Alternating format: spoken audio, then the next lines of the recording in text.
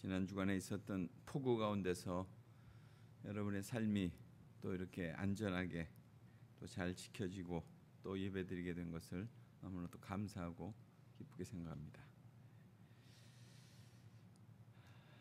부모에게 있어서 자녀가 아프다고 하는 것은 큰 스트레스입니다. 저도 오래전에 아들의 입원 때문에 고민과 기도로 시간을 보낸 적이 있었습니다. 이처럼 부모는 자신의 질병보다 더 힘든 것은 자녀가 질병으로 고통당하는 거죠. 또 치료가 되지 않고 먼저 세상을 떠나게 된다면 아마 엄청난 스트레스가 되는 것입니다. 오늘의 본문은 당시 유대교의 지도자였던 회당장 중에 한 사람인 야이로가 자신의 딸을 치료해 달라고 예수님께 찾아왔습니다. 그러니까 야이로는 가버나움에 있는 회당의 그 회당장이었습니다. 그러니까 회당의 조직은 어떻게 되냐면 회당장이 있고 그 다음에 핫잔이라고 하는 사람이 있고 그 다음에 랍비가 있고 그리고 평신도가 이렇게 있는 것입니다. 그러니까 이 중에서 특별히 집회의 그런 우두머리 역할, 뭐 건물을 관리하고 예배 순서를 짜고 그것을 질서 유지를 하고 또 심지어는 재판, 마을 안에 일어나는 그런 소소한 재판에 관련된 것들을 이렇게 관할하던 장로 출신의 지도자가 바로 회당장입니다. 그러니까 이들은 왜 생겼냐면 제사장의 그 계급이 상대적으로 실추함으로 인해서 그래서 이제 새롭게 등장한 평신도 계급으로서 종교적인 그런 관심을 갖게 된 그런 계기가 돼서 이 회당장 제도가 만들어진 것입니다. 물론 이 사람들은 제사장은 아니지만 예배도 주관하고 회당을 관리하고 다스리는 사람들입니다. 그러니까 회당장이라고 하는 명칭은 뭐 명예직으로서 행정적인 의무는 없지만은 회당에 찾아오는 회중들 가운데서 좀 탁월한 인물들에게 그 지위가 주어졌죠. 그래서 당시의 대중들로부터는 상당히 존경의 대상이 됐습니다. 야이로는 바로 그들 중에 한 명이었어요. 야이로 역시도 지방에서 많은 사람들에게 존경을 받던 그런 사람이었다고 하는 것에 있어서는 의심할 여지가 없습니다. 그런데 그가 그 회당장 야이로가 예수님을 보고 그 발 아래 엎드렸다는 거예요. 그러니까 발 앞에 엎드렸다고 하는 것은 최대의 존경을 표시하는 거 아니에요. 더구나 회당장이라고 하는 신분이 그 당시 마을에서나 그 지역사회에서 유지급이었는데 그가 존경받는 사회적인 지위를 가졌는데도 불구하고 예수님 앞에 와서 그렇게 엎드렸다. 아주 절대 겸손의 모습이라고 할 수 있겠죠. 예수님은 그 당시에 새로운 그냥 랍비 선생님의 한 부류로만 그렇게 속해져 있었거든요. 그런데 유대교의 종교를 대표할 만한 종교 지도층의 인사인 이 회당장이 그 앞에 무릎을 꿇는다고 하는 것은 상상할 수 없는 일이에요. 또 한 가지는 그가 그렇게 무릎을 꿇은 것은 예수님의 그 치유 이적이 그 지방에서 이렇게 소문이 나기 시작했잖아요. 우리가 지금 계속 그 치유의 이적을 지금 읽고 있죠. 믿을 만한 소문으로 지금 퍼져가고 있다는 거예요. 그러니까 그 지방에 존경받던 회당장이 기적을 요청하기 위해서 지금 예수님 앞에 온 거예요. 그러니까 예수님의 이적 행위에 대해서 이것은 공적인 어떤 신뢰감을 지금 지니고 있다 이렇게 보여질 수도 있습니다. 또 한 가지는 우발적인 사건이 아니라 철저한 믿음과 확신을 가지고 회당장이 찾아왔다는 거예요.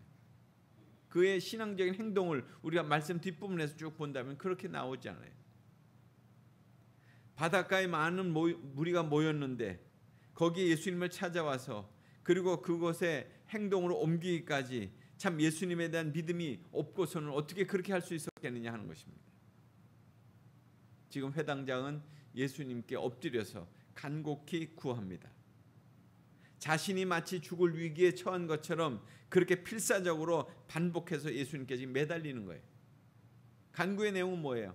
내 어린 딸이 죽게 되었사오니. 그러니까 자신이 예수님께 찾아온 그 목적을 분명히 밝혀요. 어린 딸이 다 죽게 됐다. 어린 딸이라고 하는 것은 조그만 여아를 얘기하는 것입니다. 그냥 깊은 애정을 가지고 그렇게 부를 때 내 어린 딸이라고 이렇게 얘기해요. 이로 인해서 본다면 야이로는 얼마만큼 그 자기 딸에 대한 애끓는 애정을 갖고 있었는가 하는 것을 볼 수 있어요. 죽게 되었사오니, 지금 죽음의 문 앞에 내 딸이 거기 있다는 거예요. 병세가 아주 심각하다는 거죠. 그 병명이 무엇인지는 밝혀지지 않았지만 누가복음에서는 이 부분을 어떻게 표현했냐면 그 어린 딸의 나이가 한 12살쯤 되었을 것이다, 이렇게 보고 있습니다. 회당장은 다만 예수님께서 자기 집으로 가서서 자기 딸에게 손을 얹어주기만 하면 좋겠다고 이렇게 지금 간청하고 있는 거예요. 회당장 야이로는 자기 딸에게 예수님이 손만 얹으면 낫게 될 거다 하는 그런 믿음을 지금 간직하고 있는 겁니다. 실로 회당장의 간청은 아주 확신이 있었고 아주 구체적인 거였잖아요. 그렇게 난 믿습니다. 그러니까 그렇게 해 주십시오, 이거죠. 병 치유에 대한 어떤 전권을 지금 예수님께 인정한 거예요. 손을 얹어서 참으로 안수한다고 하는 것은 하나님의 은혜와 축복을 바란다는 그런 그 당시에 뭐 지금의 치병의 어떤 일반적인 행위라고 할 수 있습니다. 그래서 회당장의 이 같은 안수에 대한 요청은 결국 예수님의 능력과 권위를 온전히 인정하는 것이고 하나님의 절대적인 은혜만을 내가 구한다, 이런 표현입니다. 그렇게 함으로 인해서 구원을 얻어 살게 하소서. 구원을 얻어, 그러니까 예수님으로부터 병의 회복을 받고 건강을 회복하게 되어서 그렇게 살게 해달라고 지금 그렇게 구하고 있어요. 그래서 예수님은 회당장의 그 요청에 응답해서 그의 집으로 가시려고 했습니다. 앞부분의 말씀은 그런 말씀이에요. 그와 함께 가실새 큰 무리가 에워싸고 있었다는 거예요. 야이로의 간청을 받아들여서 지금 그의 집으로 출발하시는 그런 장면이에요. 예수님께서 지금 바닷가에서 참으로 모여있던 사람들과 함께 그곳으로 이제 이동해 가고 있는 그럴 때 사람들이 그를 따라가고 있고 에워싸고 있고, 그리고 예수님을 쫓으면서 예수님께 접근하면서 몸이 부딪히는 그런 혼잡함이 지금 일어나고 있는 거죠. 그러니까 이 장면을 한번 여러분 상상을 해보신다면 예수님이 가운데 계시고 그리고 사람들이 그냥 그 사이를 밀고 밀리면서 지금 가고 있는 거예요. 그러니까 예수님에 대한 그런 열기가 얼마만큼 참으로 이렇게 열망이 뜨거웠는가, 이걸 볼 수 있죠. 예수님에 대한 명성과 인기가 얼마나 대단했는가, 이것을 상상해 볼 수 있잖아요. 그렇게 가던 중에 혈루증 앓던 여인이 거기서 맞부딪히게 됩니다. 그리고 그와 말씀하실 때 어떤 일이 일어납니까? 회당장의 집에서 전갈이 오죠. 지금 예수님 곁에서 모든 상황을 이렇게 정말 지켜보고 있었던 그 야이로의 마음, 그 아버지의 마음이 어떻겠어요? 탈 대로 타버렸지 않겠어요? 빨리 지금 가셔야 되는데, 빨리 가서 내 딸에게 손 얹어 주셔야 되는데 지금 그렇게 할 상황인데 그렇게 되지 못하는 가운데 갑자기 그런 전갈이 온 거잖아요. 야이로의 딸이 죽었다는 그런 소식. 지금 그 소식이 들려지면서 그 당시 상황을 보였어요. 혈루증 앓는 여인이 고침받고 이제 내가 구원받았다, 이런 선언을 받음으로 인해서 분위기가 이렇게 딱 올라오는 바닥에 야이로의 딸이 죽었다, 이런 소문이 딱 던져진 거예요. 당신의 딸이 죽었나이다. 죽었나이다, 이 말은 무슨 말입니까? 그 죽음, 그것으로 인해서 변할 수 없는 이제 확실한 사실이 당신에게 지금 전달된 겁니다. 당신의 딸은 죽었습니다. 이렇게 딱 전달되는 거예요. 더 이상 손쓸 필요가 없다는 거예요.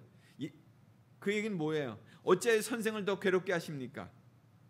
더 이상 희망 없는 상황을 감안해 가지고 딸이 다 죽었는데 다 끝났는데 이제 다시 뭐 선생님을 모시고 갈 필요가 없겠습니다. 이 장면을 아주 냉정하게 본다면 아주 예의 바르고 합리적인 발상으로서 예수님을 더 이상 괴롭히지 말자. 예수님을 귀찮게 하거나 마음에 부담을 주지 말라. 이런 표현이잖아요. 아주 단호한 요청이죠. 예수님도 그의 곁에서 그 말씀을 들으셨어요. 야이로의 딸이 죽었다고 하는 말을 뭐 야이로에게 직접 들은 것도 아니고 그 사람에게 직접 들은 건 아니지만 심부름꾼을 통해서 들었어요. 그런데 예수님이 어떻게 하셨습니까? 그 말을 무시하셨잖아요. 예수님께서는 자신이 목적하는 바를 그냥 추진해 가시는 거예요. 더불어 딸의 죽은 소식 앞에서 절망하고 있는 그 야이로를 격려하시잖아요. 절망에 사로잡힌 야이로를 향해서 그렇게 선언하십니다. 어떻게 선언하셨어요? 두려워 말고 믿기만 하라. 두려워 말고 믿기만 하라. 이 이중적인 명령이에요. 이것은 다 현재형입니다. 같은 상태를 계속 너 유지하라 이러는 거예요. 두려워 말고 믿기만 하라. 네가 믿었던 대로 그냥 그대로 쭉 그렇게 믿어. 이렇게 지금 말씀하는 거예요. 죽음의 소식 앞에서 흔들리지 말고 지금껏 나를 향해서 가졌던 그 믿음을 계속 유지하라는 거예요. 그러니까 예수님은 신적인 본성을 지니신 분으로서 죽음을 뛰어넘는 그런 초월적인 그런 능력을 가지고 있는 분이라는 것을 믿으라는 거잖아요. 항상 두려움과 믿음은 적대적인 관계예요. 반대적인 관계예요. 극한 절망 속에 있을 때 그 시점에 모든 것들이 두려움으로 인해서 참으로 사로잡힐 수가 있습니다. 그럴 때 예수님을 절대적으로 믿는 그런 것이 참된 용기고 참된 믿음이라는 거예요. 예수님께 지속적인 신뢰를 갖는 그 믿음, 그것이 바로 생명을 얻는 유일한 열쇠라는 것을 지금 말씀해 주고 있는 거죠. 예수님께 절대 믿음을 갖는 이들을 예수님이 동행하고자 그들을 선발해요. 베드로, 야고보, 요한. 그들만 예수님과 지금 동행합니다. 이제 곧 예수님은 일어나게 될 생명의 이적을 직접 확인하고 또 후세에 전할 증거자들로서 그 세 명의 친밀한 제자들을 선택하신 거예요. 회당장의 집은 이미 딸의 죽음으로 심히 떠들고 통곡으로 가득 차기 시작했습니다. 마치 꽹과리가 울려대듯이 크게 울어대는 그런 그 소란함이 가득한 거예요. 예수님이 야이로의 집에 도착했을 때 초상적인 분위기가 지금 연출되고 있는 거죠. 뒷부분의 말씀이잖아요. 사람들은 모여서 시끄럽게 떠들어대고 통곡하고 있습니다. 유대인의 장례식은 어떻게 보면 엄중한 어떤 정중한 그런 분위기보다는 좀 격앙되고 또 피리를 불고 통곡하고 소리치는 그것들로 요란해요. 또 돈을 주고 사람을 고용해가지고 그렇게 피리를 불게 하고 울게 하는 그런 것도 있습니다. 그러니까 직업적으로 울어주는 사람들, 여인들이 머리를 풀어헤치고 그리고 대성통곡하는 것이 특징이에요. 통곡하는 소리가 가슴 또 내지는 손바닥을 치면서 또 합창으로 하든지 교창으로 하든지 이렇게 하면서 막 그렇게 집안 전체를 막 울리고 있습니다. 더구나 야이로 그 지역의 유력한 인사이니까 고용된 통곡꾼만 아니라 많은 조문객들이 또 가족 친지들이 그렇게 아마 찾아옴으로 해서 참으로 혼란스러웠을 거예요. 이러한 풍경은 죽음의 절망감과 함께 정신 못 차릴 정도로 혼란스러움으로 인해서 또 다른 절망감이 그 집안에 가득 차게 되고 있습니다. 그런 가운데 예수님이 하신 말씀이 뭐예요? 어찌하여 떠들며 우느냐? 예수님은 지금 절망적인 초상집 분위기를 극적으로 지금 전환시키는 말씀을 하시는 거죠. 어찌하여 떠들며 울고 있느냐? 장래 풍습에 따라서 통곡하고 스럽게 떠드는 행위를 지금 하지 말라 이렇게 지금 금지시키는 거잖아요. 그러니까 이 말씀을 다른 표현으로 한다면 어째서 이렇게 야단들이냐, 이제 좀 그만해라, 그냥 그렇게 말씀하시는 거예요. 왜? 아이는 죽지 않고 자고 있기 때문에. 아이가 죽은 것이 아니라 잔다. 뭐 죽은 사람을 잔다고 하는 표현은 그 당시에 헬레니즘이나 아니면 유대교에서 참으로 그런 문화권에서 흔히 있었던 표현이에요. 잔다. 생명과 부활의 주이신 예수님께서 인간의 죽음을 바라보실 때 참으로 그것은 영원한 절망이 아니라 잠시 잠깐 잠에 불과하다 하는 것을 지금 말씀해 주는 거예요. 특별히 이 말씀은 이 소녀의 다시금 이렇게 살아나는 것을 전제로 한 그런 말씀이잖아요. 죽음의 어떤 실제성이나 어떤 명확한 사실이나 이런 것들 넘어서서 수면 상태에 불과하다, 그렇게 말씀하시는 거예요. 참 이 말씀을 이렇게 들여다보면 죽음과 삶의 지배권을 가지신 그 예수님은 결국 모든 죽은 자와 죽어가는 자들에게 부활의 아름다운 희망을 전제하는 그런 복음을 지금 선포하고 계시는 거예요. 죽음이 끝이 아니고 죽음이 모든 것의 끝이 아니고 그 다음이 분명히 있는 거 아니냐. 그래서 예수님은 소녀가 잔다고 그랬어요. 그런데 사람들은 그 말을 듣고 비웃었잖아요. 자는 게 아닌데. 그러니까 예수님께서 선언한 희망의 믿음이 그 비웃음 속에 다시 한번 절망의 벽에 부딪히는 그런 장면이잖아요. 비웃었다. 이거 사람들은 비웃었다. 인간의 죽음을 영구한 종말로 바라보았던 그 사람들, 무지한 자신들의 어떤 그런 실상을 파악하지 못하고 예수님은 뭘 모르네, 그래서 비웃은 거 아니에요. 이로 인해서 현실적인 소녀의 죽음과 예수님을 믿지 못하는 그 불신 사이에 거리가 있다는 것을 보여주고 있죠. 그래서 예수님은 사람들을 다 내보내신 거예요. 믿지 못하는 사람들 다 내보내신 거예요. 자신의 능력과 존재를 부인하고 의심하는 사람들은 다 내보내신 거예요. 정말 생명의 기적을 체험할 수 있는 그런 특권에서 그들을 다 제외시켜버린 거예요. 비난과 조소로 일삼는 그리들을 다 쫓아내셨어요. 그리고 이적의 세 증인들, 베드로, 야고보, 요한, 그리고 그 아이의 부모만을 참석시켰죠.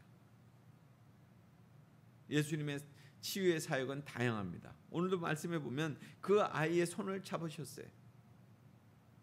그러니까 죽음을 향해서 뻗은 그 손길을, 그것은 마치 그의 아버지 야이로가 내 아이에게 손을 얹어달라고 하는 그런 사실을 기억하게 하는 그런 말씀이에요. 그 말씀대로 그 손을 뻗으셔서 그 손을 잡으신 거예요.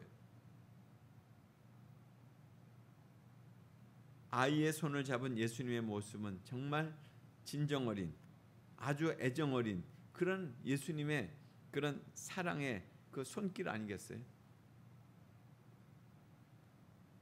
절망 속에 헤매는 영혼들에게 부드러운 손을 내밀어서 그들을 참 생명의 길로 인도하시기 위해서 내미는 그런 손길 아니겠어요?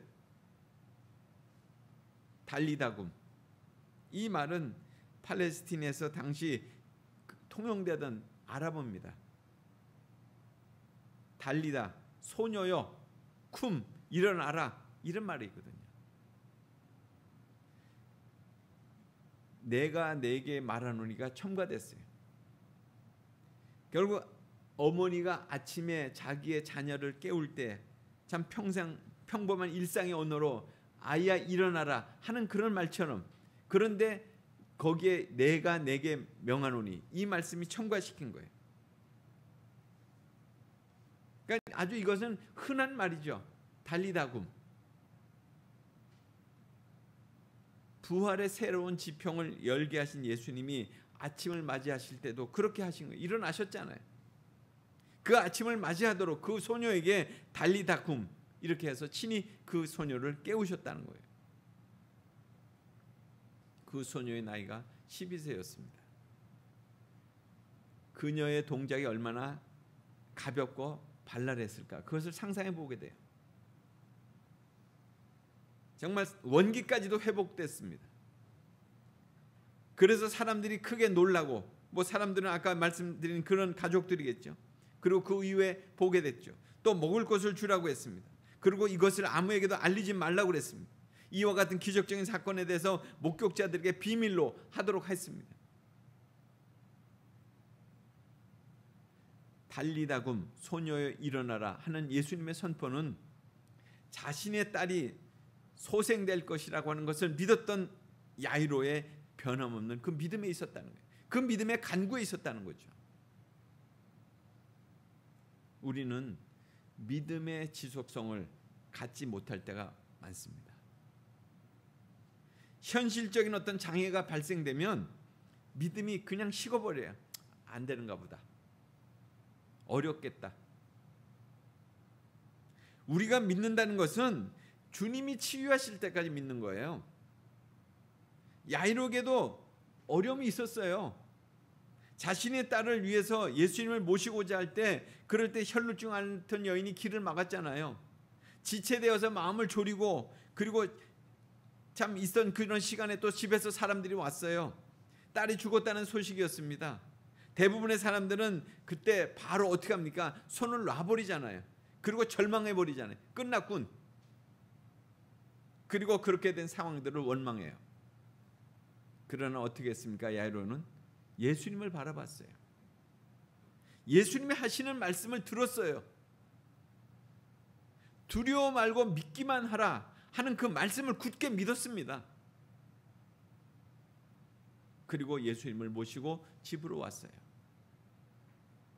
모두들 다 끝난 일이라고 슬퍼하고 있을 때에 비웃는 사람들도 있었지만 예수님과 함께 딸이 누워있는 방으로 들어갔습니다. 회당장 야이로 자신의 처지가, 만약 딸이 살아나지 않는다면 완전히 무시되는 거잖아요. 저 회당장이 뭔가 잘못됐군, 이렇게 생각할 수도 있을 거 아니에요. 그렇지만 예수님에 대한 간절한 믿음으로 그를 포기하지 않았습니다. 치유와 회복은 비난과 조롱을 뚫고 나가는 예수님에 대한 믿음이 있어야 됩니다. 그럴 때 결론이 나는 거예요. 예수님이 결론을 내시기까지 그렇게 믿는 믿음의 간구가 필요하다는 거죠. 그 질병으로부터 낫게 하시기까지 간절한 믿음이 있어야 합니다. 우리는 종종 하는 말이 있어요. 끝날 때까지 끝난 게 아니다. 그런 말을 자주 인용합니다. 그래요. 주님이 치유하실 때까지 우리의 간구도 멈춰서는 안 되는 거예요.